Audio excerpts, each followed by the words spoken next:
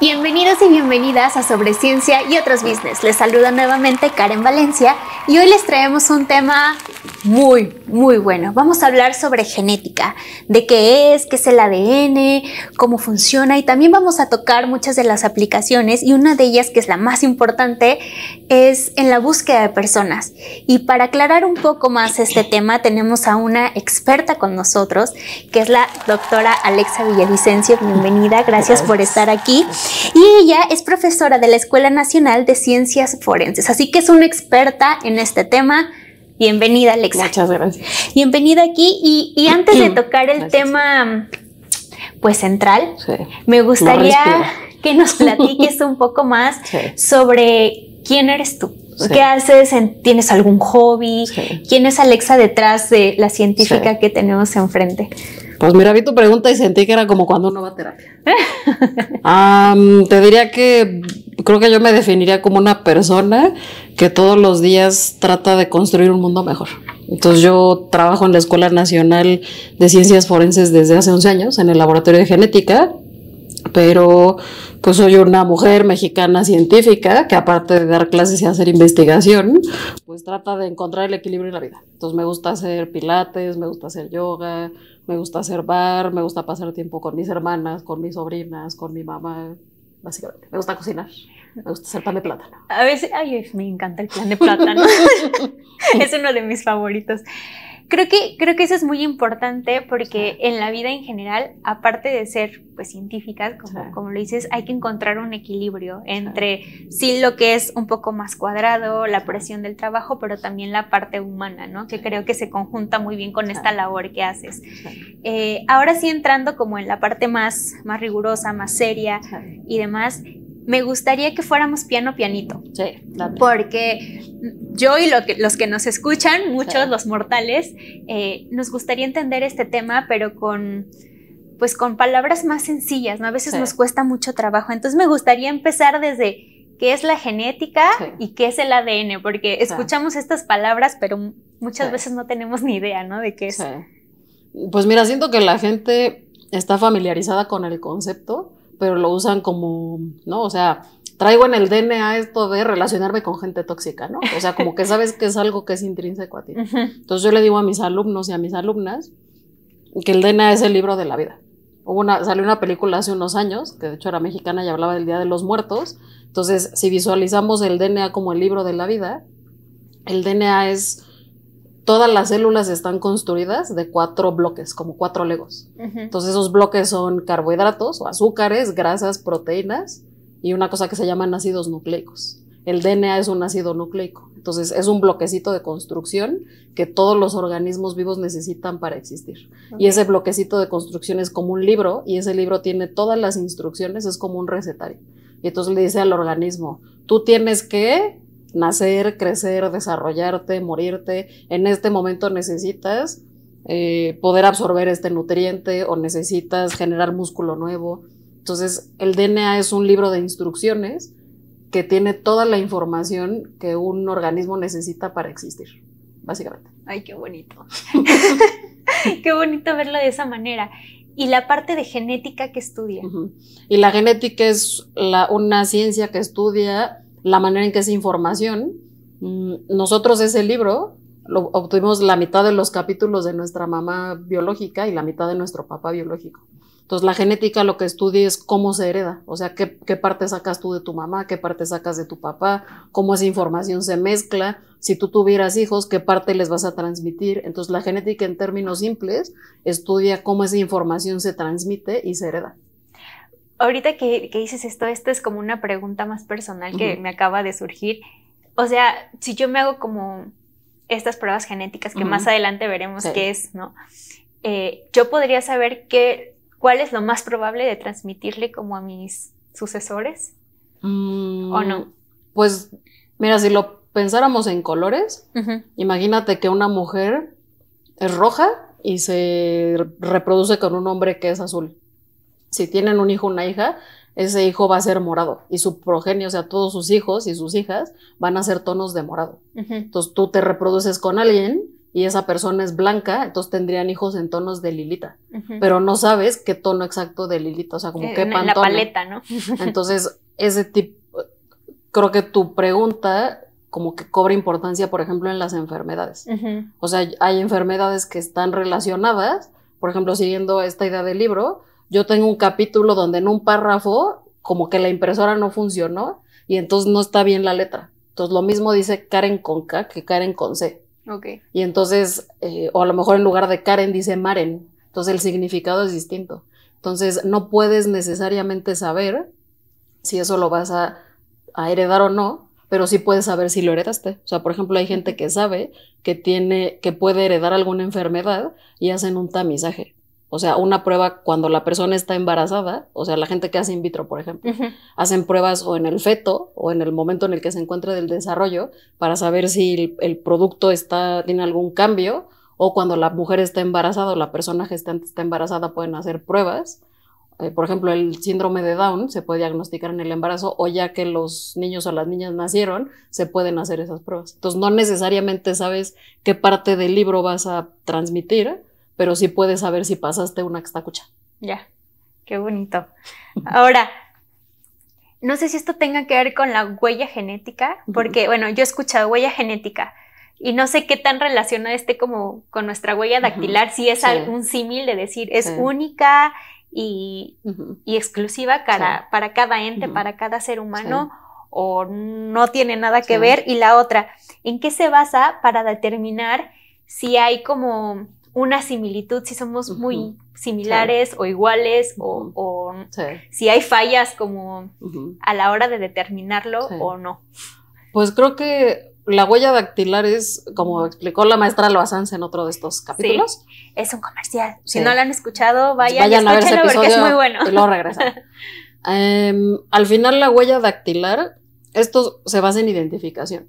Entonces, al principio, cuando tú querías identificar a una persona, para hacer identificación necesitas características que son únicas. Entonces, por ejemplo, si yo te digo, tengo una amiga y mi amiga es mujer, dirías, pues chido, ¿no? Igual que otros miles de millones de personas en la Tierra. Entonces tienes que ir como poniendo características que diferencian a esa persona. Entonces, en los anales de la historia, cuando se quería hacer identificación de personas, se empezaron a preguntar qué características son únicas del ser humano. Y, por ejemplo, las huellas son una de esas características y se supone que son irrepetibles. Sí. Entonces, las huellas te dan cierto nivel de unicidad porque depende de lo que tú tengas. Voy a usar un ejemplo. Si yo te digo, tengo un perro, adivina la raza de mi perro y te digo, mi perro tiene orejas picudas. Pues a lo mejor me vas a decir lo mismo es un Rottweiler que un Chihuahua. Entonces, tengo que irte dando más características. Entonces, la huella dactilar te ayuda a identificar, pero necesitas que esté completa, que tenga ciertos datos, tener con qué comparar. En el 85, hace 40 años, un investigador en Gran Bretaña que hace investigación básica, él estudiaba una proteína y se dio cuenta que encontraba un patrón, haz de cuenta, como de código de barras. Y cuando comparó entre dos personas, se dio cuenta de que había barras que eran parecidas, o sea, marcadores que eran parecidos. Por ejemplo, todos los perros tienen cola, pero no todos los perros son chatos. Entonces empezó a encontrar esas características que llamamos perfil genético que te permiten comparar. Entonces, al igual que una huella dactilar, una huella genética es un conjunto de características que en principio son únicas a una persona y que como son únicas te permitirían hacer una identificación única. O sea, yo te digo, tengo un perro y mi perro tiene las orejas puntiagudas, es chato, es chiquito, es salpimienta, tiene el rabo chiquito, y tú me dices, pues o es un Ferrioni, no sé cómo se llama esa raza, o es un Schnauzer. Y yo te digo, pues es un Schnauzer. Entonces juntas suficientes características para poder determinar la raza del perro en este caso, sin que sea de manera unívoca. Ok. Y, por ejemplo, si es como para una persona y de manera unívoca, para poder como determinar el parentesco con otras personas, ¿se busca lo más similar que sea? O...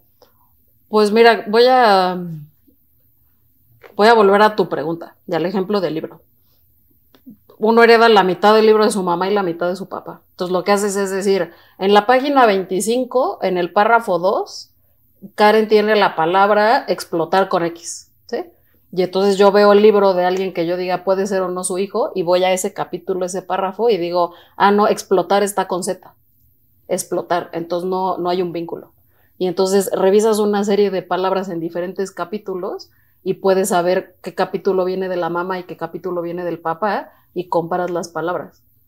Entonces necesitas suficientes características para poder definir el nivel de asociación, porque aleatoriamente alguien más en la población podría en ese capítulo tener la palabra explotar y no quiere decir que hay un vínculo familiar. Exacto. Bueno, más adelante vamos a tocar este tema y desgrajarlo un poco más. Y regresando un poco, me gustaría saber la diferencia, porque hemos escuchado genética, pero en este caso estamos hablando de genética forense. Sí. ¿Qué diferencia hay entre estas dos y qué apertura hay para cada aplicación? Sí. Pues creo que esto mis colegas que me han precedido han intentado hacer una precisión. Siento que el público en general cuando escucha el término forense, como que solemos pensar sangre, muerte y destrucción. Sí, sí, ¿no? O sea, forense es sangre. Ya, muerte. Y más bien lo forense tiene que ver con delitos, ¿no? O sea, viene de este concepto de que antes se dirimía en un foro, ¿no? O sea, las cosas se resolvían en un foro y por eso es forense. Entonces, forense es todo aquello que tiene que ver con un delito. Y genética es aplicar esos principios de cómo la información genética se transmite de padres a hijos en un contexto forense. Entonces, no sé, pensemos algo que no sea un delito de sangre, muerte y destrucción. No sé si saben lo que es la totuaba. La totuaba es un pez, o por ejemplo, delitos ambientales. Entonces, puede haber tala ilegal de maderas, pero tú no tienes manera de saber si eso es un árbol que puede o no talarse de manera legal.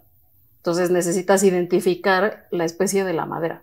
Entonces, si tú tienes el tronco completo, la gente que es especialista en eso podría determinar, pues es un roble y eso es legal, o es esta otra especie que está en la ley como prohibida. Okay. Pero cuando tienes una muestra muy chiquitita, puede ser que necesites hacer un análisis genético, porque a simple vista no puedes identificar la especie del árbol. Entonces lo que haces es aplicar las tecnologías y las técnicas de la genética, pero para resolver un delito, y por eso es genética forense. Y hay aplicaciones que son humanas, que no son más, que quizá la gente ha escuchado más, y aplicaciones no humanas como esto que te digo de los delitos ambientales. Qué importante es esto de aclarar la parte de forense, porque es cierto que yo creo que a más del 90% de la población, si le preguntamos qué es lo primero que se te viene a la cabeza cuando digo forense, es sangre, ¿no? O muerte. O sea, creemos que está de la mano, pero no. Va mucho más allá, es mucho más amplio, porque delitos pues puede haber muchísimos, como bien lo mencionas, desde lo ambiental, fraude y todos los demás que pues desafortunadamente conocemos, ¿no? Ahora, esta parte de la genética, el perfil genético, o sea, ya hablamos de huella genética. Ahora, ¿qué es el perfil genético? No sé si podríamos hacer un símil como un mapa, digamos, y ¿para qué sirve? ¿En qué nos ayuda a tener un perfil genético? Pues mira, tú puedes, retomando, una disculpita porque yo vivo de dar clases y entonces no puedo apagar mi modo de maestra. Entonces, si el DNA es un libro, tú puedes leer todo el libro, que eso hace la genómica, o tú puedes leer ciertas partes del libro. O sea, algunos párrafos, algunas palabras. Entonces, la genética forense lo que hace es, como yo te decía, capítulo 1, párrafo 2, la palabra de la tercera línea. Y tú ves qué palabra hay ahí. Entonces, un perfil genético es, el número depende, pero vamos a decir entre 13 y 25 de esas palabras que se llaman marcadores en ciertos capítulos que conocemos como cromosoma. Entonces, un perfil genético es un conjunto de marcadores que te permiten identificar a una persona idealmente de manera unívoca, pero aquí hay un detalle, que es que si la persona tiene un gemelo idéntico, pues ahí ya se te acabó el 20, porque genéticamente van a ser iguales. Entonces un perfil es como si, volviendo al ejemplo del perro, el tipo de orejas, el tipo de nariz, la estatura, el color del pelaje, el tipo de patas, el rabo, me disculpa a los que son veterinarios, claramente no sé de perros, pero ¿cuántas características necesitas para poder identificar lo que estás describiendo de manera unívoca. Eso es un perfil genético. Sí, claro, y si tienes un perro igualito, exacto, pues vas a entrar un poco en problemas, exacto, ¿no? Entonces, por ejemplo, si tuvieras 2 perros que son muy parecidos, pues tienes que añadir más características, que digas, pues presencia de lunares adentro de la oreja, pues este sí tiene y este no, y eso es lo que la genética forense hace, establecer cuántos marcadores o cuántas características necesito para que estadísticamente sea poco probable que encuentres una persona con el mismo perfil. Claro. Ahora, ahorita que mencionas esto, lunares y demás, me viene a la cabeza cuando vemos en algunas películas, series y demás, vemos cómo puedes identificar con un cabello, con el cepillo, con una pieza dental, pues no sé, fluidos, otro tipo de cosas, se puede hacer estas pruebas genéticas. Sí. ¿Qué tan cierto es lo que nosotros estamos acostumbrados a ver en televisión y qué tan erróneo es? Y esto lo hago como para hacer más conciencia y quitar algunos mitos que hay al respecto, ¿no? Y 2, ¿qué tan fácil es que se contaminen las muestras? Porque pues no sé si sea lo mismo sacarlo directamente, como extraerlo de una persona, ahorita quitarme un cabello, a que si encontramos un cabello ahí en el piso. Pues ver, aquí creo que un poco la gente, esto es algo que en ciencia forense se llama el efecto CSI. Entonces, cuando estas series empezaron, como que acercaron a la gente a lo forense desde una perspectiva distinta, pero no necesariamente con todo el realismo que debería de ser. Entonces, en Estados Unidos han hecho muchas investigaciones y se han dado cuenta de que como allá el modelo es distinto, allá hay jurados, los jurados empezaron como a cuestionar más y decir, ¿por qué no hicieron este tipo de pruebas que yo vi en el CSI y tal que se podían hacer? Entonces le dieron a la gente como vamos a decir, mirada más crítica, pero no necesariamente basada en la información más confiable. Entonces la genética, hay muchos reportes de esto, la genética se considera una de las pruebas, es la prueba reina, le llaman la prueba reina. Entonces se le considera como la más, vamos a decir, valiosa. Es cierto, todo nuestro cuerpo está hecho de células. Sí. Entonces, la mayoría de las células tienen información genética, tienen DNA. Entonces, por eso tú puedes recuperar información de cualquier fluido, o sea, del cabello, de la piel, de una muestra de semen, de una muestra de piel, de la sangre. Entonces, eso te da la ventaja de que en principio podrías recuperar de cualquiera. El problema es que no es lo mismo, por ejemplo, un cabello tiene menos material genético que, por ejemplo, un hisopado bucal. Entonces, cuando se recolectan, como que depende del origen de la muestra. O sea, si yo voy a hacer una prueba de paternidad y llegan las personas, yo voy a hacer un hisopado. Entonces, esa muestra es ideal porque yo sé de quién es la muestra, o sea, sé la identidad de la persona y yo controlo cómo tomé la muestra, el material que usé, hacerlo en condiciones de esterilidad, usar guantes, usar bata, usar un cubrebocas. Pero si esa muestra está en lo que la gente normal conoce como escena del crimen, o sea, en el lugar de los hechos, del hallazgo, de la investigación, pues la muestra ya está ahí. O sea, no me puedo poner delicada de decir, ay, no, por favor, díganle al sospechoso que deje una muestra mejor. Entonces, quien recoge eso va a recoger lo que haya y después vienen las decisiones, ¿no?, de decir cuál es el mejor método de análisis para obtener la mayor cantidad de información. Lo que sí pueden hacer, o sea, no controlas el tipo de muestra que queda, el indicio o la evidencia, pero sí tomar medidas. Por ejemplo, usar guantes, usar cubrebocas. Quizá la gente ha visto que usan unos trajes como de pintor blancos, que se llaman Tyvek.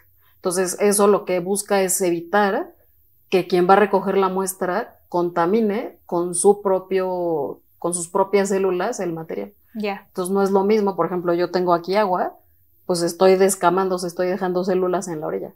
Entonces, si tú quisieras hacer un perfil mío y, por ejemplo, tú tomaste después la taza aquí, de aquí podrían sacar el tuyo y el mío. Y de aquí, en principio, solo mi información.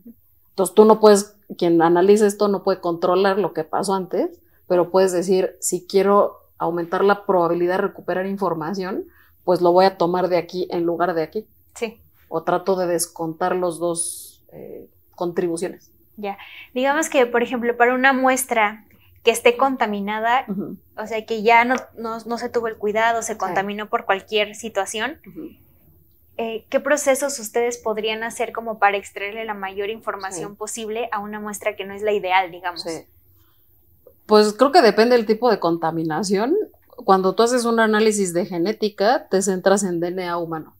Entonces, por ejemplo, si estaba en el suelo y tiene bichos, bacterias, microorganismos, en realidad es como si mezclaras dos libros. Entonces tienes un libro de humano y un libro de microorganismos. Claro. Pero si tienes así como una hoja metida cada 20, pues a lo mejor ni te enteras. Pero si tienes una de humano, uno de bacteria, uno de humano, uno de bacteria, eso complica. Entonces depende como el nivel de contaminación. Lo otro es que es una práctica, debería de ser una práctica común, y en la mayoría de los laboratorios yo creo que lo es, que se tengan los perfiles. Entonces, si todos los que estamos aquí hiciéramos perfiles genéticos, o sea, fuéramos analistas en genética, todos nuestros perfiles estarían guardados para que si yo veo una contaminación, yo pueda decir, esta mezcla, o sea, aquí hay un libro ajeno, o sea, aquí hay dos libros mezclados. Entonces, ¿de quién es el otro? Es tuyo, es de ella, es de ella, es de ella, es mío, y lo vas como descartando. Y entonces, si no es de ninguna de las personas que potencialmente tuvieron contacto con esa muestra, pensamos, por ejemplo, en un caso de agresión, de delitos contra la libertad sexual.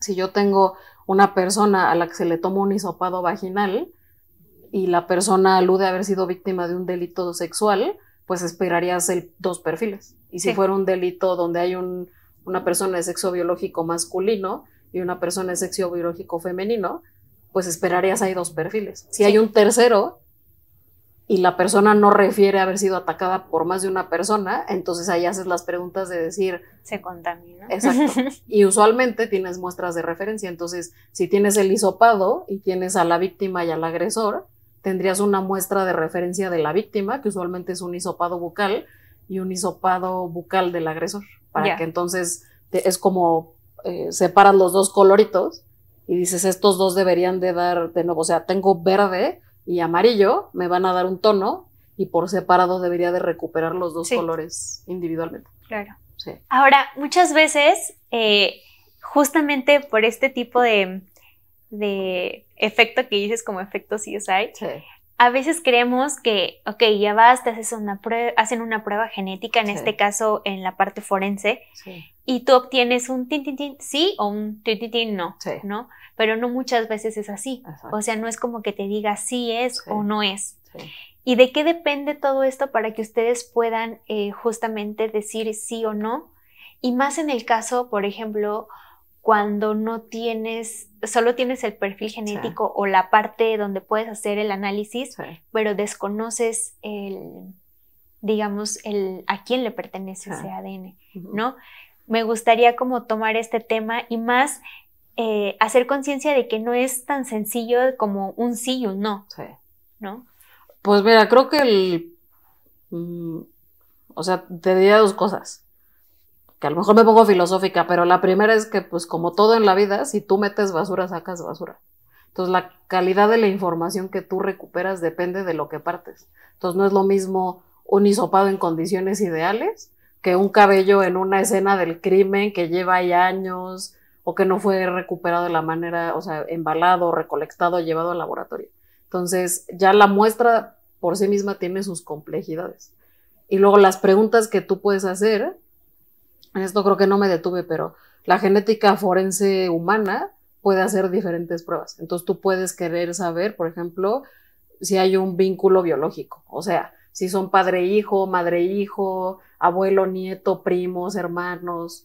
Tú puedes querer identificar a una persona, saber si un elemento óseo corresponde la identidad de un elemento óseo, o puedes, por ejemplo, tratar de identificar personas en un evento masivo, por ejemplo, el sismo que ocurrió hace unos años en la Ciudad de México, o para identificar sospechosos o probables responsables, o puedes tratar de obtener un perfil de una evidencia. O sea, al final tú tienes la información genética, pero ya que tienes la información, pues ¿qué pregunta le haces? Es como leer un libro. Si yo leo un libro de bioquímica, pues a lo mejor las preguntas que le hago van a ser distintas que si yo leo un libro de recetas. Entonces tengo la información, pero puedo leer ese mismo libro de recetas y querer usarlo para mis clases y decir, calculen ahora la molaridad del azúcar en el pan de plátano. Exacto. Entonces, la genética, la probabilidad de éxito depende de la calidad de la muestra, de la cantidad que tienes. O sea, no es lo mismo leer un libro que está en original, que sacas de la biblioteca, que la copia de la copia de la copia de la copia que ya no está legible y dices, aquí lo mismo dice, quiero, que puedo, que quién sabe, ¿no? Entonces, cuando tú tienes un perfil genético, es cierto que la prueba genética es muy poderosa, pero depende de la calidad de la muestra de la que partes, de la pregunta que le hagas al material genético. O sea, quiero comparar esta señora con este hombre para saber si este niño, esta niña, es su hijo. Okay. Que no es lo mismo que decir, tengo un cuerpecito y quiero saber si este cuerpo es este niño. Es el mismo material, pero las preguntas son distintas. Claro. Y también vas a hacer los match con cosas distintas o personas Exacto. distintas. Sí. O pues Sí. depende mucho, ¿no? De Sí. justamente de qué quieras Sí. saber. También creemos que esto es muy rápido. Sí. Y por supuesto que también desde el otro lado, ¿no? Uno quiere respuestas muy Sí. rápidas porque pues hay muchas cosas Sí. en medio, ¿no? Es comprensible que pueda haber mucho dolor, Sí. muchas otras cosas que son muy respetables, Sí. pero muchas veces en el laboratorio Sí. no se puede trabajar con la prisa Sí. que a lo mejor afuera queremos, ¿no? Sí. O requerirían. Sí. ¿Podrías explicarnos un poquito más de todo este proceso? Sí. Porque justo creo que un gran error es creer que es un sí y un no, Sí. y que tú metes los datos y te salen. Sí. No sabemos qué datos son, por Sí. supuesto, porque no tenemos el conocimiento, pero creemos que solo es sí, no, y Sí. queremos que nos los den súper rápido. Sí. Pero pues el proceso no es así. ¿Podrías más o menos darnos un ejemplo de Sí. desde que se toma a lo mejor Sí. la muestra, Sí. cuánto tiempo pudiera tardar, de qué depende de que se alargue el tiempo, ¿no? Sí. Pues mira, voy a poner 2 escenarios. Si se me Sí. olvida el segundo, me recuerdas. Ok. Si tú partes de un caso, vamos a decir ideal, una prueba de vínculo biológico. Entonces tienes un hombre que dice, ese niño no es mío, yo no voy a poner pensión, y una mujer que dice, pues fíjate que sí, entonces hay que hacer se necesita evidencia para el sí o para el no. Y entonces lo que ocurre es que se le toma un hisopado bucal, depende de la edad del menor. Por ejemplo, si es un menor que está lactando, pues no puede ser porque si no hay una mezcla ahí de la leche materna y demás. Pero suponte que es un niño de 5 años. Entonces les toman un hisopado a la madre, que ahí tienes que estar segura de al menos uno de los vínculos biológicos, de que la mamá es la mamá, y al menor, y al supuesto padre. Y entonces haces esa toma de muestra, que es no invasiva, que es muy rápida, tomas ese hisopo, cortas un pedazo del hisopo, lo procesas. Muchos de esos procesos están automatizados en los laboratorios que tienen más carga y que tienen ese presupuesto. Y después tú obtienes la información, o sea, hay una parte como mecánica, manual, y luego una parte en un aparato. Okay. Y ya que tienes la información, comparas. Entonces, son tablitas de información. Esto que yo te decía en el capítulo 3, la mamá dice quiero, con Q de queso, y el niño dice quiero. Entonces, como tienes la mitad de tu papá y la mitad de tu mamá, tienes que ver, por ejemplo, quiero con Q y quiero con K. Y el niño tiene las dos con Q y el papá es con K, entonces ahí dices, ahí hay una no coincidencia.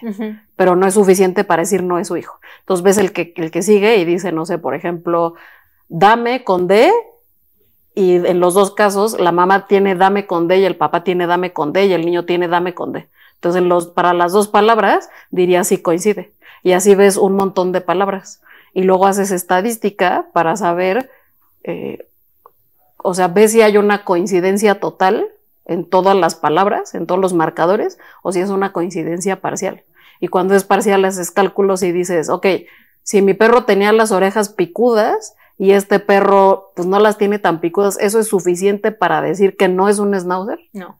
Entonces necesitas hacer cálculos. Entonces en ese caso pues es un proceso como relativamente rápido porque tú sabes de quién es la muestra, la tomaste, la procesas, puede estar automatizado.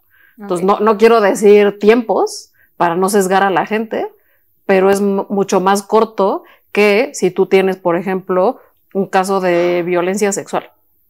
Entonces la víctima pone una denuncia, se toma la muestra. No es lo mismo que la persona denuncie de manera inmediata a que diga, Sí, ya pasó. yo guardé la ropa interior y la tengo en mi casa. ¿Cómo la guardaste? Ah, pues en el refri, en una bolsa de plástico. Entonces ya de ahí, el tiempo que haya transcurrido, cómo se haya almacenado la muestra, si tienes una muestra de referencia, o sea, a lo mejor la persona dice, a mí me ocurrió esto, pero no sé quién lo hizo. Entonces tienes mi perfil y puedes obtener el perfil de la persona que me agredió, pero no tienes con quién comparar. Y lo triste, creo yo, de esto es que en ese tipo de situaciones, que se acerca mucho a lo que pasa en este país, tú puedes tener la información. O sea, yo te doy un libro y no te digo ni el autor. A lo mejor te doy un poema de Neruda y como a ti te gusta, dices, ah, pues obvio, esto es Neruda. Pero si yo no te digo el autor y tú no lo topas, no vas a saber de quién es el libro, No. porque lo mismo es de cocina que es de bioquímica. Entonces, cuando tú tienes información genética, si no tienes con qué comparar, si no tienes una base de datos, aunque tengas el perfil de la persona agredida y el perfil del agresor, no puedes identificar quién llevó a cabo la agresión. Entonces, la parte técnica es relativamente rápida, pero depende de lo que partes y de lo que puedas hacer después con la información. Entonces, es cierto que la genética es una de las partes de la ciencia forense que más se pueden automatizar, pero solemos pensar en escenarios ideales. O sea, de nuevo este efecto CSI de el laboratorio perfecto donde la gente tiene todo para trabajar, pero la realidad del contexto mexicano es que no son delitos sencillos y que las personas, los analistas, no procesan un caso.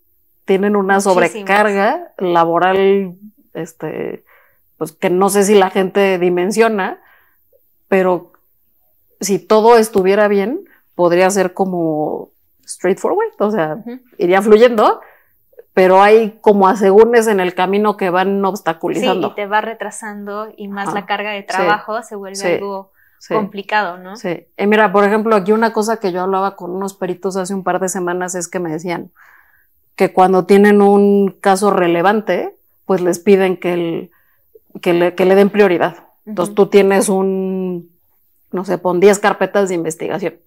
Y entonces hay un orden, pero te dicen es que esto urge porque necesitamos resolverlo. Y entonces de las 10 dicen, bueno, y pasan esta al principio. Y ellos me decían, el problema es que pues a mí me piden que lo haga y yo lo hago.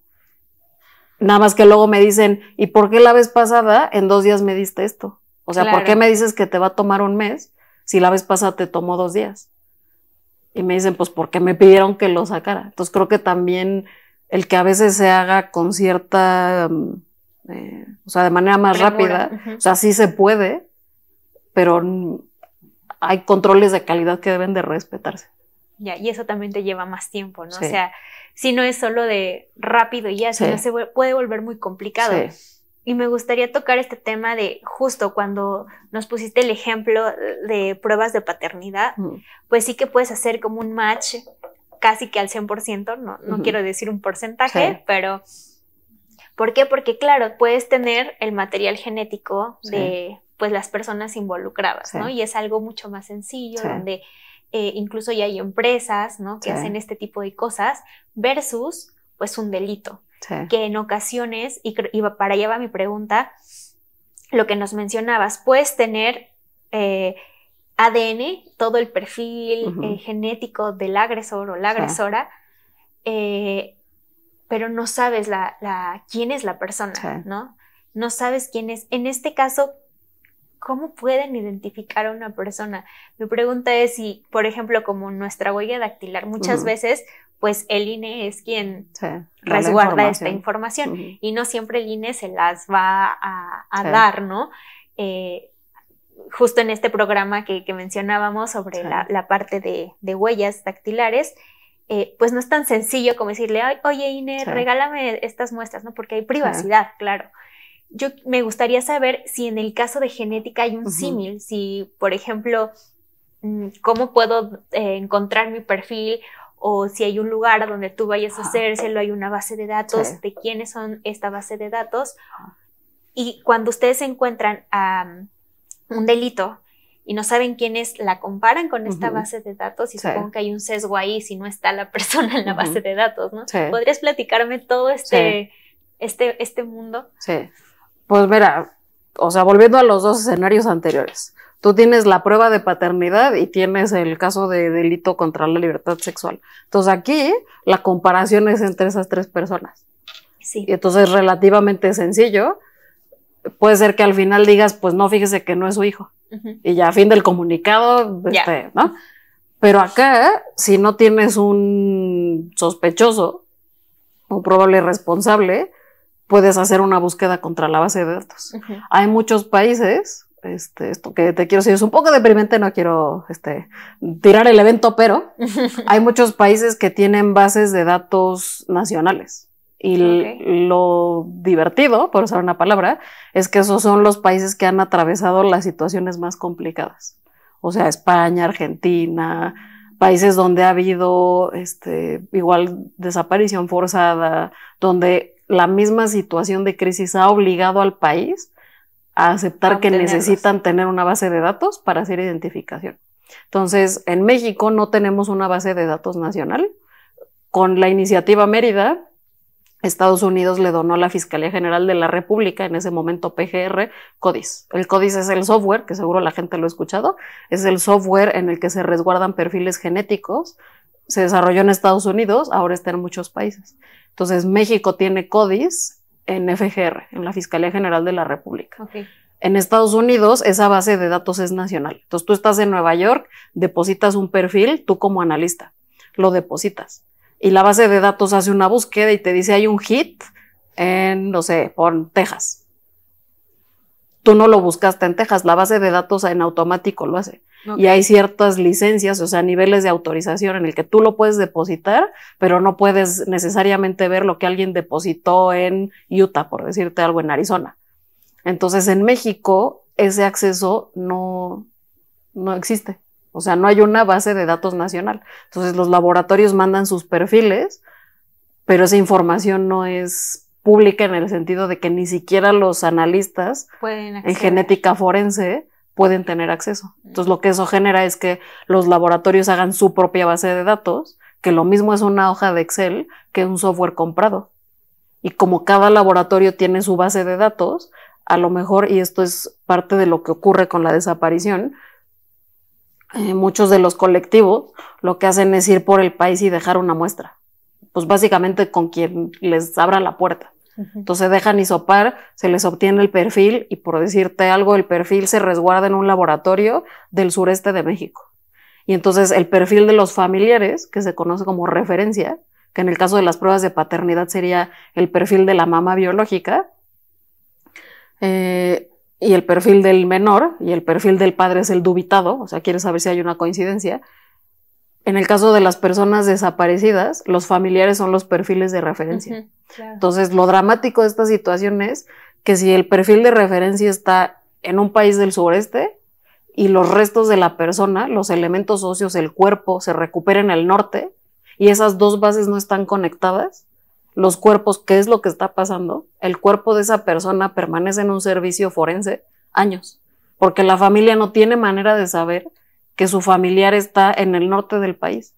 Y como la base no se habla, que por eso los colectivos van por el país, porque dicen, pues sí, mi hijo se perdió en la Ciudad de México, pero yo no tengo manera de saber si sigue vivo, si llegó a Estados Unidos, si está en una fosa que no han encontrado, si salió de una fosa que ya encontraron, si es un cuerpo que ya identificaron, o sea, que ya tiene un perfil, pero que como no tienen que comparar, no saben que es mi hijo.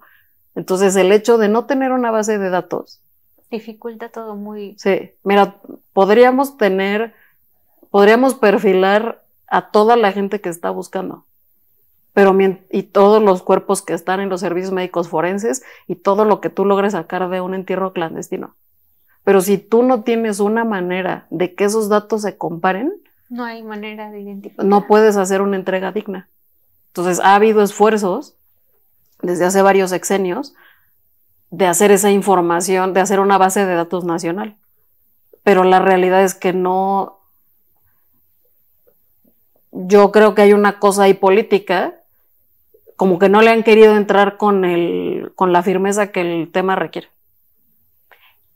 Yo creo que es uno de los grandes sesgos para que esto pueda ser más eficiente y para resolver obviamente estos casos, pero también para atender la parte más humana, ¿no?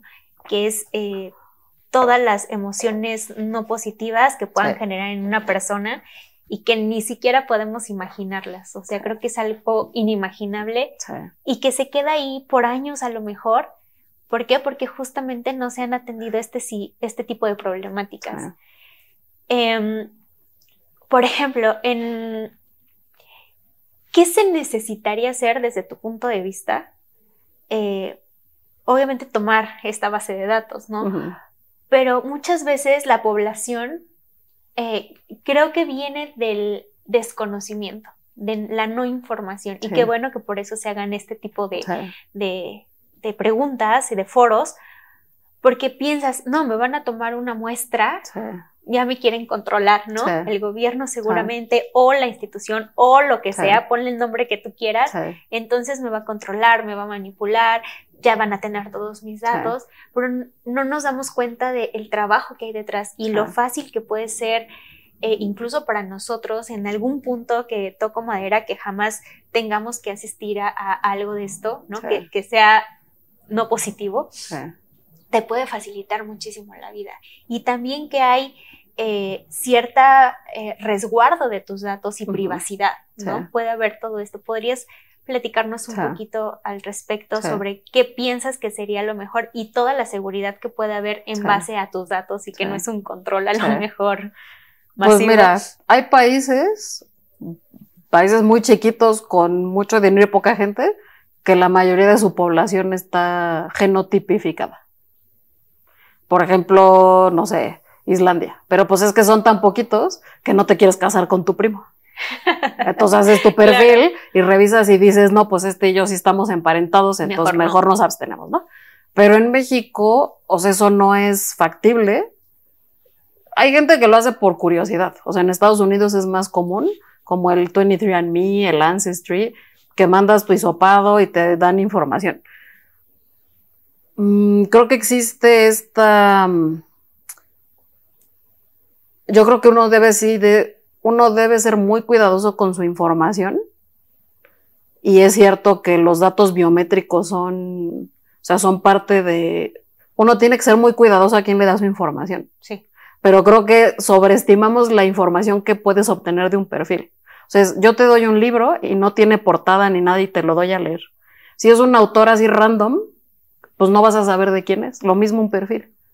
No hay información en lo que yo veo en un perfil que me diga quién es esa persona.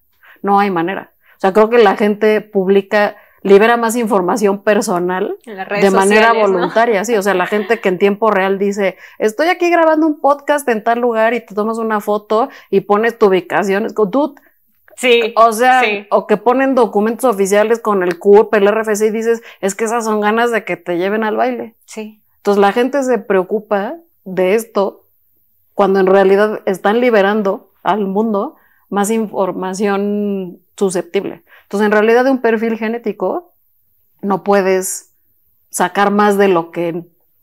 O sea, no...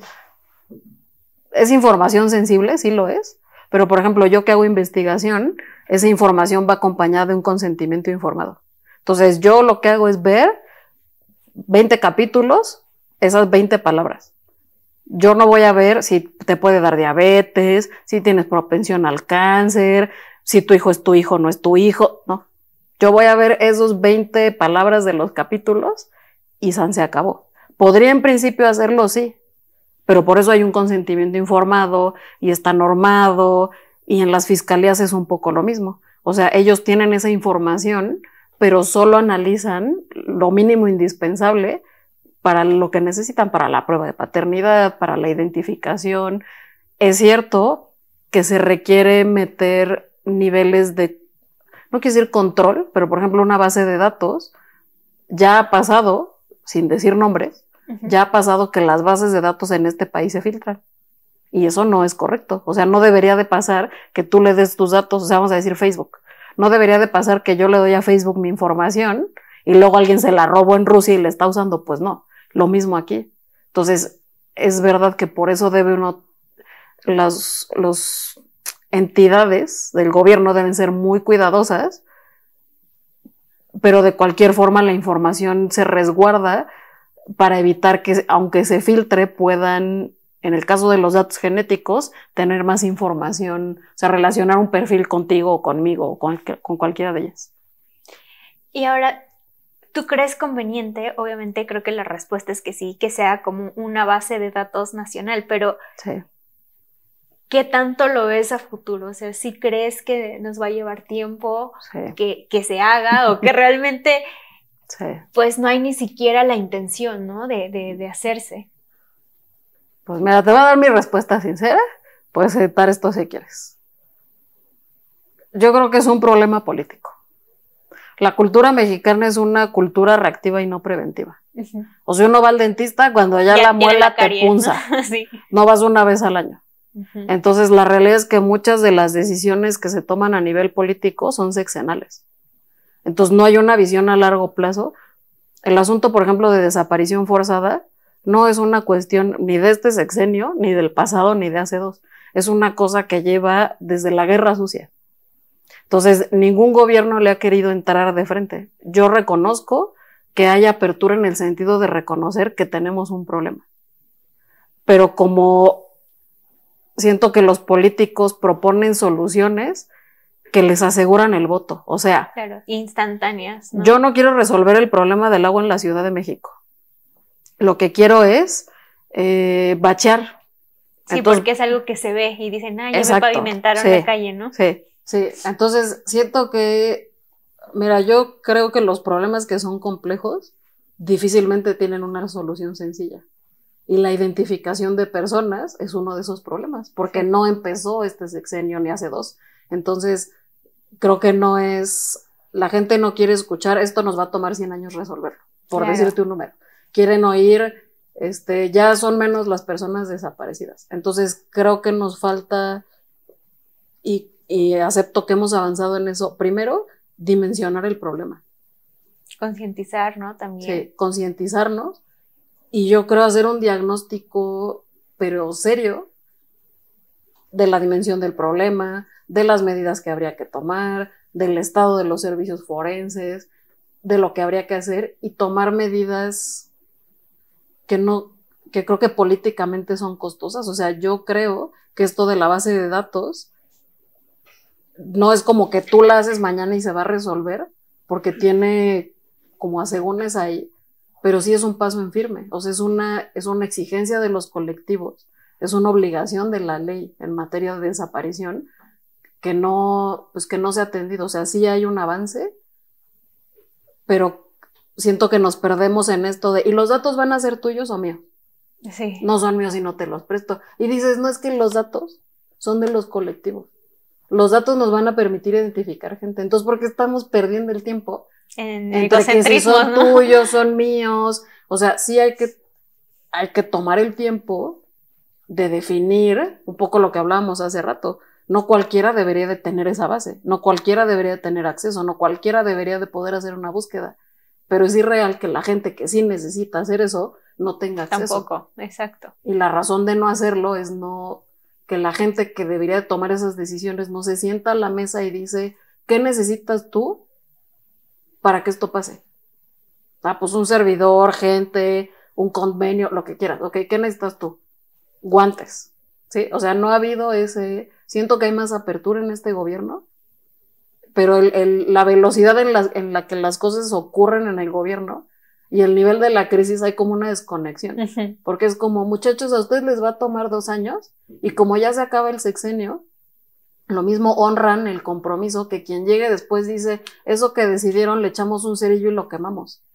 ¿Y qué con los colectivos? O sea, ustedes les prometieron una cosa y quien venga después va a decidir otra y quién paga el precio. Ajá. Sí, creo que es un tema muy, muy sensible, aunado con la carga de trabajo que pues es colosal. O sea, igual como dices, creo que no tenemos conciencia de cuántos delitos que requieren un servicio forense hay en el país. Y así lleva mi otra pregunta. A veces creo que hay cuellos de botella en los laboratorios. Me gustaría que nos contaras un poco de ¿cómo están distribuidos los laboratorios? Sé que hay laboratorios, y déjenme voy a mis notas, que se llaman laboratorios con cargas altas, que son como que tienen más infraestructura, no sé si es correcto lo que estoy diciendo, pero ¿por qué el trabajo? Nos mencionaste que a veces pues se pasan cosas de urgencia antes, pero es verdad que también ya hay un problema serio entre la cantidad que hay. ¿Nos podrías platicar un poquito más de estos laboratorios, de cuál es el problema ahí dentro? Pues mira, no todos los estados del país tienen un laboratorio de genética forense. Y también, por ejemplo, hay delitos que son locales y delitos que son federales. Entonces, un delito que sea federal, pues podría mandarse al laboratorio de FGR. Y en principio un delito local, pues se mandaría al laboratorio local. Pero si de manera local no hay un laboratorio, pues se manda a FGR. Entonces, creo que son varias cosas que se concatenan, ¿no? Son como, diría Lemon y Snicket, un conjunto de eventos desafortunados. Entonces, muchas veces como la genética se considera la prueba reina, pues mandan a genética todo. Cuando, por ejemplo, en identificación, tú podrías identificar una persona por sus tatuajes, si tiene, por ejemplo, algún tipo de implante, por la ropa, o sea, no necesariamente se requiere la prueba genética. La prueba genética es cuando ya por las características visibles ya no hay manera. O características antemortem ya no puedes. La realidad es que muchas veces los colectivos exigen la prueba genética porque no hay confianza en las autoridades o porque tenemos esta idea de que la prueba genética es la prueba así en mayúsculas gritonas. Entonces, no en todos los estados hay laboratorios. Aunque haya laboratorio, no todos los laboratorios tienen las mismas condiciones. O sea, igual tienes uno que tiene todo el equipamiento y otro que ni guantes tienen para trabajar. Y lo que les llegue no depende, o sea, no es como que dicen, ay, no, esta muchacha tiene una cocina humilde, nomás que nos ayuda a hacer el agua de limón, y como estos compas tienen su Royal Prestige, pues que hagan todo. No, te voy a mandar lo que tienes, y no me importa si tienes guantes, si tienes una triste parrilla. Sacas el trabajo. Y entonces, las condiciones del laboratorio, la infraestructura, la cantidad de personal, la sobrecarga de los casos, la presión para resolverlos, el que les manden a analizar cosas que podrían resolverse por otras disciplinas, o sea, antropología, dactiloscopía, odontología, no todo tiene que ser genética. Entonces, creo que esto va un poco relacionado con lo que te decía antes, como la cultura mexicana es reactiva, o sea, no sería... Yo creo que a la gente no le gustaría escuchar que alguien diga, nos vamos a tomar 3 meses de parar las prensas y hacer un diagnóstico serio. O sea, denos un mes de parar las prensas y decir cuál es el estatus. No, sigue caminando. Y entonces le pides a la persona que está tratando de hacer un perfil que lo haga sin insumos, en un laboratorio que no tiene con qué, cuando no ha dormido, con una salud mental que está detenida de un hilo, pero nadie quiere escuchar eso. Mira, yo cuando me invitan a hablar de estas cosas, le digo a la gente, la genética forense es como una caja negra. Cosas pasan y tienes un perfil, identificas si no 99.99. Solo ves un número, sí, ¿no? Y yo sé que eso, pues, la gente no tiene por qué aterrizarlo. Y les digo, si no aprendieron nada, no me voy a ofender. Pero si algo se lleva, lo que yo quisiera que la gente se lleve cuando me escuchan es que sepan que de verdad hay gente preparada en este país. Porque tenemos quiero pensar que ahora menos, pero el término perito tiene una connotación negativa. Sí, como un poco maleable, ¿no? Digamos como no tan preparados. Exacto. Pueden ser fáciles de sobornar incluso, ¿no? O sea, sí tenemos una connotación no muy agradable. Pero en realidad es gente que está preparada, o sea, que no llegó ahí. O sea, mira, no quiero... Yo soy una persona optimista, pero realista.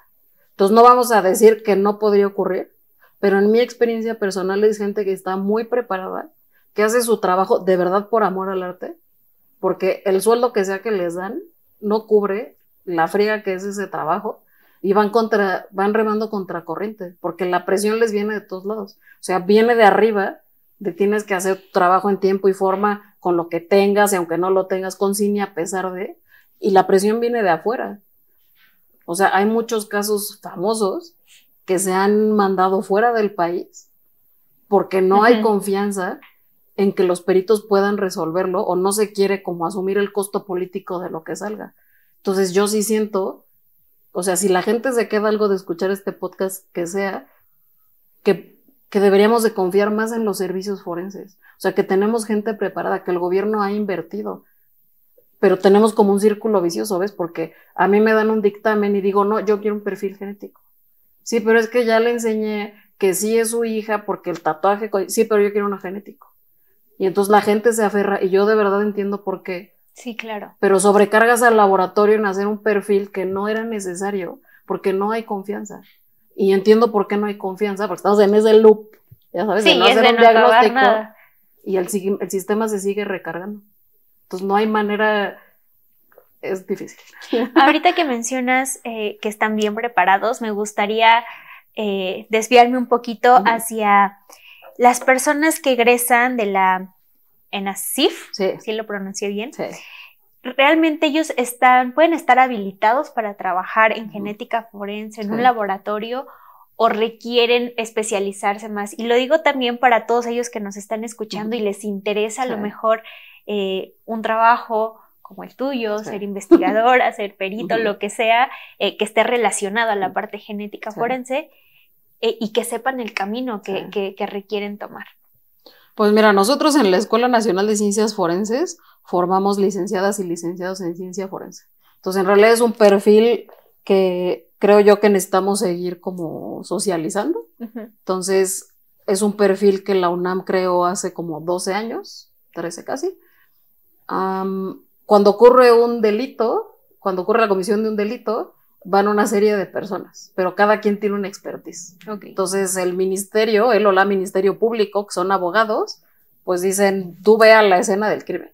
Y entonces va la persona experta en criminalística y ese dice, vamos a hacerle a tomar fotos, demás. El químico, el genetista.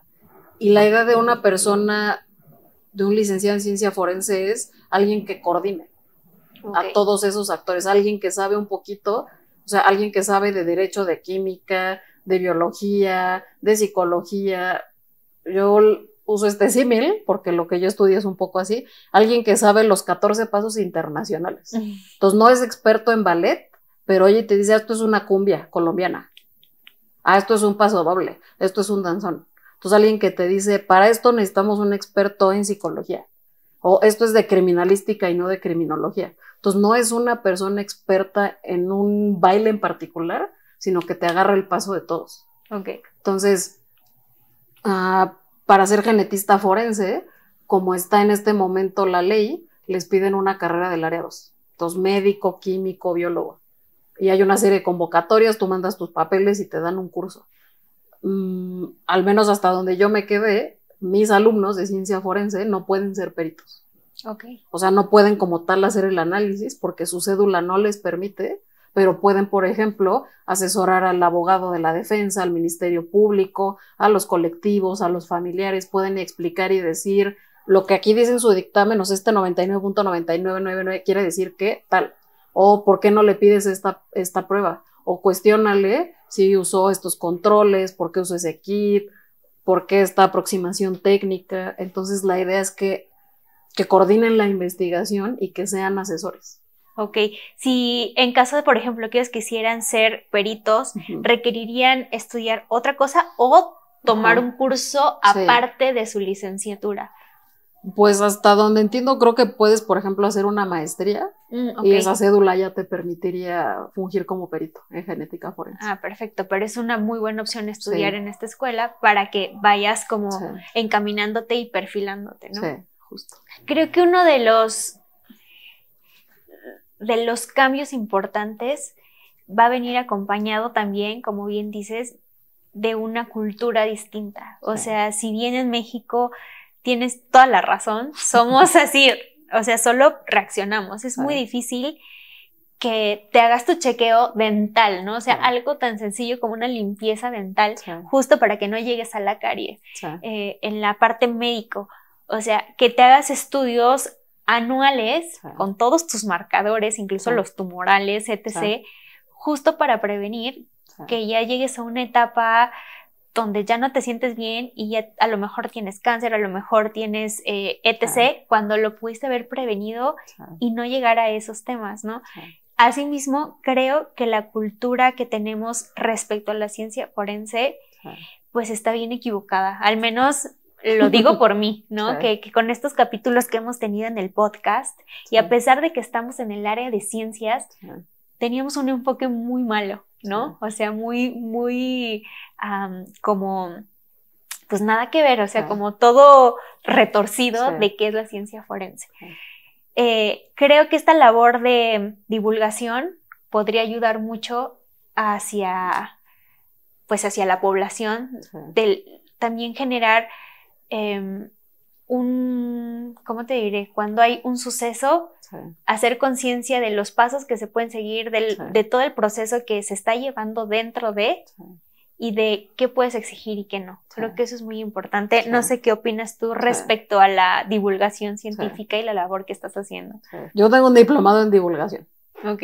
Y en realidad creo que solo, como que era una curiosidad que yo siempre tuve, y siento que el diplomado me dio como las herramientas. Entonces yo creo que quienes hemos tenido el privilegio de acceder a la educación, que tristemente la realidad en este país es que no toda la gente lo tiene, creo que tenemos la obligación de acercarnos a la gente. Porque la realidad es que la gente no tiene la obligación de entender las cosas. Yo creo que la obligación que sí tenemos es la de conocer nuestros derechos, ¿sí? O sea, como volviendo a esto del bache. Esta ciudad está llena de baches, ¿no? Y entonces tú vas al Twitter o lo que quieras y pones, Claudia Sheinbaum, ¿por qué está lleno de baches? Pues es que, ¿por qué le reclamas a ella?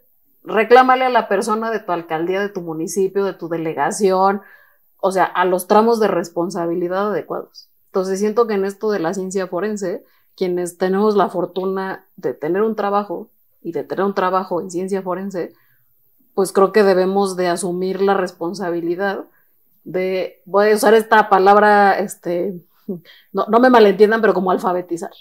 Porque la gente no tiene por qué saber que ciencia forense no es sangre, muerte y destrucción. Lo que sí tenemos es la obligación de saber nuestros derechos y ejercer nuestras obligaciones, ¿sí? O sea, yo me encuentro un bache, lo reporto a quien le toca. Fui víctima de un delito y esto yo entiendo por qué la gente no lo hace, pero debería de haber una denuncia. Sí. Porque si no hay una denuncia, lo que no se mide no se puede cambiar. Entonces, la estadística es, disminuyeron los delitos violentos. No, están pasando, pero la gente no denuncia porque es un parto ir al Ministerio Público, el número de la cámara, el video, y dicen, ni lo van a agarrar.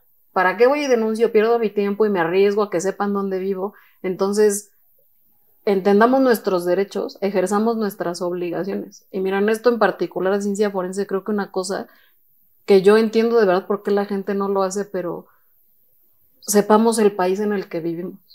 Ayer vi un meme en mi Instagram que decía, vi las noticias y las apagué y preferí ver una historia de asesinos seriales. Es muy triste. Sí, o sea, está tan complicada la situación que yo entiendo por qué la gente se desconecta y no quiere ver la realidad. Pero si no aceptamos la realidad que tenemos como país, ¿cómo vamos a cambiarla? Y yo digo, ¿por qué? Creo que tendríamos que empezar por dimensionar la realidad, o sea, verla, dimensionarla y hacerla nuestra. O sea, a lo mejor dices, ay, pues yo soy peatón y los baches ni me importan. Ok, pero el que no te afecte no quiere decir, o sea, ¿por qué solo nos importa lo que nos afecta? Como yo no tengo una persona desaparecida, pues chido, que Dios les acompañe. Como yo soy peatón y no ando en coche, chido, no me importan los baches. Como yo no, ¿sabes? Nos falta mucha empatía también. Exacto. Entonces entiendo racionalmente por qué la gente se abstrae de muchos temas que no son muy difíciles, porque nos confrontan como seres humanos. Sí.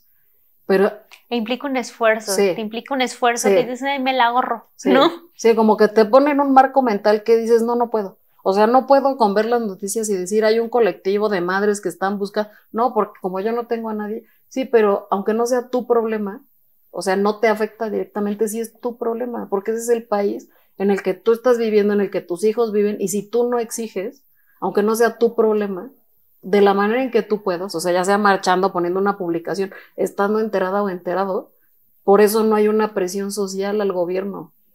O sea, no solo en las urnas, sino una presión de yo sé que tú no estás haciendo bien tu trabajo porque estoy informada. A lo mejor no me afecta directamente, pero voy a manifestar esa inconformidad de una manera. Entonces, si la presión no empieza a venir desde abajo, el gobierno no va a sentir la presión de hacer los cambios que necesitamos para construir el país que de verdad nos merecemos.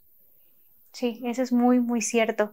Y también creo que una presión con conocimiento, creo que sería lo ideal, ¿no? Porque a veces decimos, sí, esto no está muy bien, sí, y ahí estamos. Pero si nos metemos un poquito más a entender, sí, tal vez podamos hacer una presión más consciente, sí, ¿no? Y creo que esta labor que estás haciendo es muy buena porque nos da ese conocimiento también, sí, y entonces podemos saber qué pedir, sí, también. Justo. Ya antes de cerrar, sí, y lo dejamos al final, sí, justo para si tienes para que te titules o ese tipo de cosas, nos gustaría mucho conocer sí, cuál fue tu formación. Como decías, a veces pues vienes desde química o medicina, biología y llegas a ciencias forenses. ¿Cuál fue tu camino? Sí. Y actualmente, ¿de qué va tus investigaciones? Sí. ¿Qué haces en la escuela, sí, en el instituto? Y si tienes alguna... Sí. algunos perfiles sí, para trabajar contigo. Okay. ¿Y quiénes son los perfiles sí, que más te interesa tener sí, en tu equipo? Pues mira, si le hubieras dicho a la Alexa de hace 20 años que iba a terminar aquí, no sé si te hubiera creído. Entonces yo estudié investigación biomédica básica aquí en la UNAM, okay, que es una de las, en ese momento la única otra carrera que tenía la Facultad de Medicina. Ahorita tienen 5. Okay. Entonces yo estudié para ser investigadora, básicamente porque yo entré a medicina, porque biomédicas es una carrera de acceso indirecto. Entonces entré a medicina porque mi papá y mi hermana mayor son médicos. Y okay, yo dije, pues ya tengo los libros. Pues hice ese examen de orientación vocacional que me dijo, usted puede hacer lo que quiera. Y dije, gracias, no me orientaste. Sí, claro. Entonces fui a una plática en lo que ahora es el Centro de Ciencias Genómicas. Y entonces conocí a un investigador que habló de la EVA mitocondrial. Entonces le preguntaron el que había estudiado y dijo, yo estudié investigación biomédica básica. Yo, ¿qué? ¿Y eso qué es? Entonces así fue como yo supe que esa carrera existía. Entonces es una carrera que como muy sui generis, porque las generaciones son chiquitas. Mi generación éramos 13 y terminamos 8. Bien poquitos. O sea, no había que te escondías detrás del de enfrente para no abrir la boca. Entonces, cada año tú vas por un laboratorio de investigación. Entonces te dan un proyecto grande, chiquito, demás. Entonces yo estudié eso y por eso te digo que aprendí como los 20 pasos internacionales. Porque yo no sé de química lo que un químico, no sé de biología lo que un biólogo, pero yo puedo agarrar el paso. Entonces, después de mi licenciatura, hice un doctorado en ciencias biomédicas aquí en el Instituto de Fisiología Celular, okay, en cosas como de bioquímica, bioenergética. Y cuando estaba por terminar mi doctorado, fue cuando crearon la licenciatura en ciencia forense, que en ese momento era de la Facultad de Medicina. Okay. Entonces, dato curioso para ti, en primer año, yo fui con uno de mis amigos de biomédicas a un congreso de ciencia forense en el INACIPE. Okay. Pues porque nos gustaban las series, la verdad, ¿no? Aquí no vamos a engañar a nadie. Y entonces, cuando surgió la carrera, yo le dije a mi mamá, me estoy tentando estudiar eso. Y mi madre, que me ama, me dijo, sí, pero como que, o sea, en serio te vas a regresar a estudiar una licenciatura. Y yo dije, tienes tu boca llena de razón. Y entonces metí mi currículum para dar clases, porque estaba yo como en este punto de ya me voy a graduar de doctorado, y a mí me dijeron que tenía que hacer un postdoc, ¿no? Sí. Dije, pero pues en lo que el panorama se abre. Entonces yo mandé mi currículum y me contrataron primero como profesora de asignatura. Ok. Entonces yo he dado clases ahí desde la primera generación. Entonces, eso fue hace 11 años. Entonces, hace 11 años yo entré como profesora de asignatura y luego como técnico académico en el laboratorio de genética forense y luego como profesora asociada, que es lo que hago ahora. Entonces, creo que todos los caminos siento que es junto con pegado, porque yo no me acomodé en una carrera normal, porque como dirían, no soy una niña normal, o sea, como que mi cerebro no está hecho para ir en una sola pista. Entonces, biomédicas me dio como esa flexibilidad de construir un camino propio, o sea, me dio las herramientas para construir mi camino, para hacer preguntas y yo decidir o saber cómo contestarlas. El doctorado me dio como esa sí, como más herramientas como alas, y creo que eso me permitió entrar a ciencia forense, porque en realidad yo no hacía nada de ciencia forense.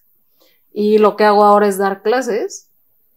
Como soy profesora asociada, tengo que dar 9 horas a la semana todo el año. Okay. Entonces doy química general y bioquímica en este semestre, y química orgánica, hematología y serología forense el siguiente semestre. Todos mis alumnos son científicos forenses en formación, y cuando me da la vida hago investigación. Y entonces, como ya te dije que vivo en diferentes pistas, me interesan las aplicaciones de genética humana y no humana. Entonces, en lo humano, desarrollo protocolos para identificación a partir de objetos de uso personal. O sea, tú tienes, cuando una persona desaparece, idealmente los familiares deberían de levantar una denuncia y debería de tomarse una muestra de los familiares. Sí. La realidad es que la gente no denuncia por razones que podríamos discutir un día con alcohol.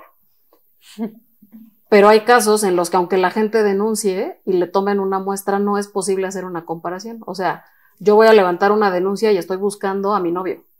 Pues no puede haber una comparación, ¿no? Porque no compartimos información genética. O estoy buscando a mi hijo y es adoptado. O estoy buscando una persona que es migrante. Entonces, en esos casos en los que no tienes familiares para hacer una comparación, o no tienes la información suficiente, se pueden usar objetos de uso personal. Entonces, uno de mis proyectos es, a partir de esos objetos, recuperar información de la persona propietaria del objeto para hacer una comparación y obtener un perfil para hacer identificación. Ya. Entonces, me interesa eso y me interesan las aplicaciones de DNA humano. Esto de los delitos ambientales es un proyecto de tesis de mi alumno. Ay, qué bonito. Entonces, en general, colaboro, tenemos un proyecto de cómo alguien que tiene una formación de abogado o abogada sabe si una prueba en genética está bien. Entonces tenemos unas cosas que se llaman guías de la prueba de valoración, donde hicimos como un checklist. Y entonces un juez o una jueza puede ver y dice, a mí me dan esta prueba, ¿cómo sé si está bien? Es como un instrumento de evaluación. Ya. Entonces colaboro con la parte de derecho, colaboro con psicología, colaboro con la parte de toxicología. Entonces yo, como mi cerebro no vive en una sola pista, acepto de mucha rama. Y como tengo varias pistas abiertas, tengo alumnos de la Facultad de Química, usualmente QFBs, tengo ahora alumnos de la Facultad de Ciencias Políticas que son antropólogos físicos, tengo científicos forenses, tengo un alumno que se acaba de titular de maestría, y aunque abro muchas pistas, soy de natalidad controlada. Claro, entonces para sí recibo buen alumnos, tiempo, ¿no? Exacto, pero no, trato de ser como muy consciente. Pero si a alguien le interesa, yo lo que les digo siempre es que se acerquen a nosotros. Muchas veces llegan conmigo y yo lo que hago es como dirigirlos, ¿sabes? Porque van conmigo y dicen, es que yo quiero hacer algo de arqueología. Y todos los mando con Henry. O quiero hacer algo, por ejemplo, tenemos Chantal y yo un proyecto de ver si es factible a partir de huellas dactilares recuperar perfiles genéticos de las células que quedan en la huella. Entonces eso está en obras, pero ahí también tenemos una alumna de ciencia forense trabajando. Entonces, si a alguien que escuche esto le interesa la ciencia forense y quiere le interesaría como hacer algo de investigación, pues yo lo que les invito es que vean la página de la escuela. Ahí están los perfiles de todas las personas que estamos en la unidad de investigación y pueden ahí ver nuestros correos de contacto y qué hace cada quien, y pueden acercarse, y cada quien tiene espacio para licenciatura, maestría, doctorado. Perfecto, pues muchísimas gracias. Ya saben, curiosescos, si les gusta pues esta área, a dónde acudir, a qué entidad acudir, y muchísimas gracias por seguirnos hasta el final de este episodio. Muchas gracias, Alexa, por estar aquí y compartirnos esta información tan rica, tan interesante y tan conmovedora. Muchísimas gracias. No olviden seguirnos en nuestras redes sociales y nos pueden encontrar como @IIMUNAM, y también en nuestro proyecto de divulgación científica #interesante. ¡Adiós!